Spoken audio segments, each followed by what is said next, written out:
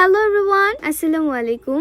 I hope you are doing well. ইতোমধ্যেই হয়তো বুঝে গেছেন আজকে আমরা কোথায় গিয়েছিলাম। চলেন তাহলে শুরু থেকেই শুরু করি। আজকে আমি, আমার ভাই আর ক্যামেরাম্যান মিলে বের হয়ে গেলাম একটা বিশেষ কাজে। কোথায় যাচ্ছি সেটা একটু পরেই ভিডিওতে দেখতে পারবেন।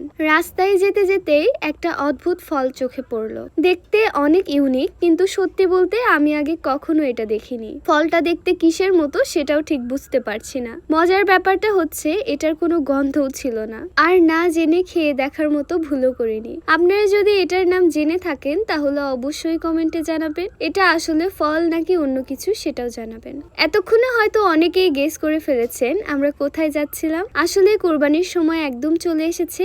মুসলিমদের জন্য কুরবানির ঈদ কতটা বিশেষ একটা সময় সেটা ভাষায় প্রকাশ করা কঠিন। চারপাশে এখন শুধু কুরবানির আমেজ, ছোট বড় সবাই গরু দেখা নিয়ে ব্যস্ত। তো ভাবলাম আমরাও এখন থেকেই একটু দেখা শুরু করি, কারণ কুরবানির গরু তো একদিনে পছন্দ করা যায় না, সময় নিয়ে দেখতে হয়। তবে আপাতত হাটে যাওয়ার পরিকল্পনা করছি না, কারণ হাটে অনেক গরু থাকে আর কোন গরুতে কি ধরনের রোগ বা ভাইরাস আছে সেটা তো বোঝা যায় না। এজন্য প্রথমে আশেপাশে গৃহস্থ বাড়িগুলোতে গিয়ে দেখছি যারা নিজেরা যত্ন করে গরু পালন করেছে। তো আজকে দুইটা গরু দেখলাম, তার মধ্যে একটা ছিল লালচে খয়েরি রঙের, আরেকটা ছিল ধূসর রঙের। দুইটাই দেখতে অনেক সুন্দর ছিল।